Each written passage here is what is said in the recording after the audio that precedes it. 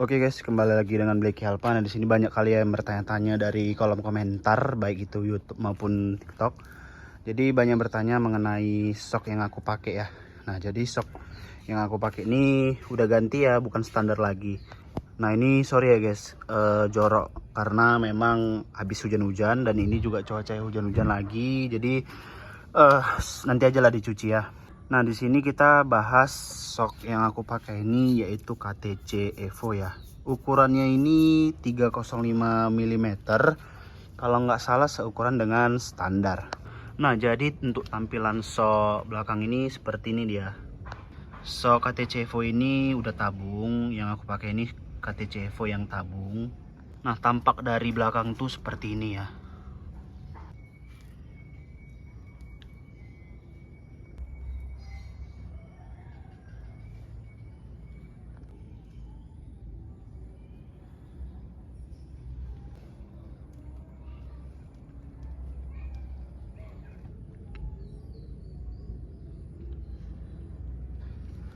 Nah, jadi alasanku mengganti sok KTC Evo ini yaitu sok standarnya keras ya, seperti batu. Kalau kita lewati jalan jelek itu kayak terasa kali soknya itu nggak main gitu. Maka dari itu aku kepengen ganti sok supaya suspensi motor ini lebih empuk, lebih nyaman lah kalau berkendara. Nah, jadi aku mau sedikit cerita ya. Aku awalnya tuh mau ganti sok, itu aku mau ngambil sok sejuta umat. Kalian tau lah sok sejuta umat itu apa. Nah, itu udah aku beli dan barangnya juga udah sampai. Tapi setelah aku lihat dari pengalaman-pengalaman di sosial media, dari situlah aku kayak istilahnya mau mundur lah untuk pakai sok itu. Takut kenapa-kenapa gitu, takut nggak awet untuk jangka panjang. Yang namanya sok kan itu kan jangka panjang tuh. Jangan kita beli sok kalau dirasa udah nggak enak, habis itu dirasa udah bermasalah, yang memang mungkin setahun aja itu minta ganti, kan sayang uang ya. Mending kita cari sok yang lebih bagus lagi gitu. Dari situlah aku langsung jual sok itu ya, meskipun nggak laku dengan harga yang memang biar nggak rugi-rugi kali, alhasil aku jual rugi kali lah supaya sok itu terjual untuk menambahi sok KTC Evo ini. Nah, aku awalnya tuh bingung ya nyari sok bagus itu apa, tergantung budgetnya juga. Nah, dari situ aku carilah di sosial media mengenai sok yang memang bagus gitu.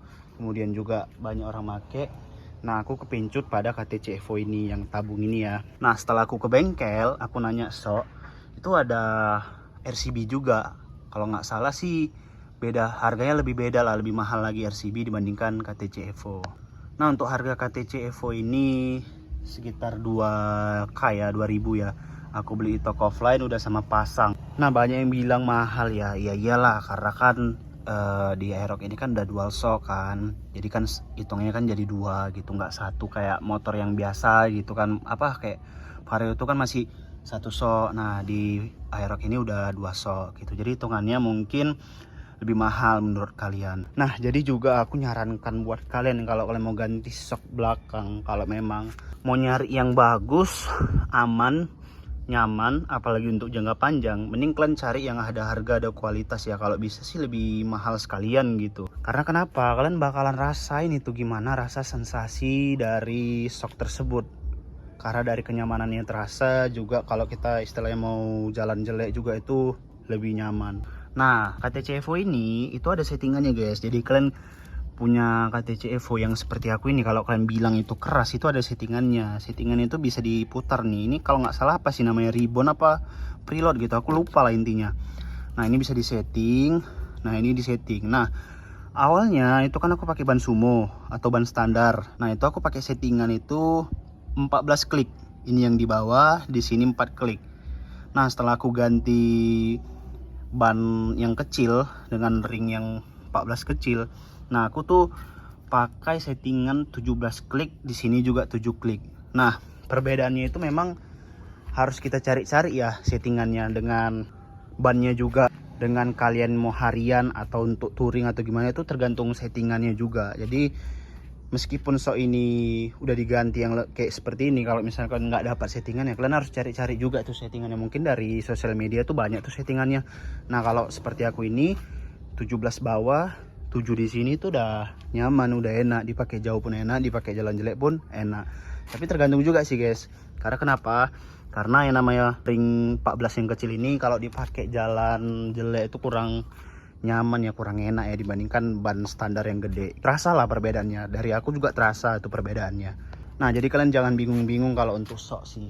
Kalau kalian memang masih dana pelajar ya, carilah di bawah-bawah ini pun ada tuh mungkin Saver, KTC Rajor, atau mungkin Yoko dan sebagainya gitu yang memang banyak pengalaman-pengalaman orang make itu bagus gitu. Nah, kalian kalau mau beli barang juga tergantung dari pengalamannya orang juga, jangan langsung beli gitu. Dan yang pastinya ori ya. Kenapa? Karena yang namanya so ini ya barang lah, lebih tepat itu banyak yang duplikat atau yang KW. Ada KW1, KW super dan sebagainya. Jadi kalau kalian mau beli barang seperti so ini ya carilah memang yang originalnya gitu. Nah, jadi mungkin sekian lah ya dari sok yang aku pakai ini. Yang buat kalian yang bertanya-bertanya itu mungkin udah terjawab ya. Jadi kalau misalnya kalian ada bertanya-tanya lagi, mungkin langsung ke kolom chat di bawah aja kalau kalian bertanya. Oke, thank you semua yang udah nonton. Jangan lupa like, subscribe, dan komen ya di bawah ya. Jangan lupa juga hidupi loncengnya supaya nggak ketinggalan info dari aku juga, dari Aerox Alpha ini, seputar Aerox Alpha. Thank you semuanya, ciao.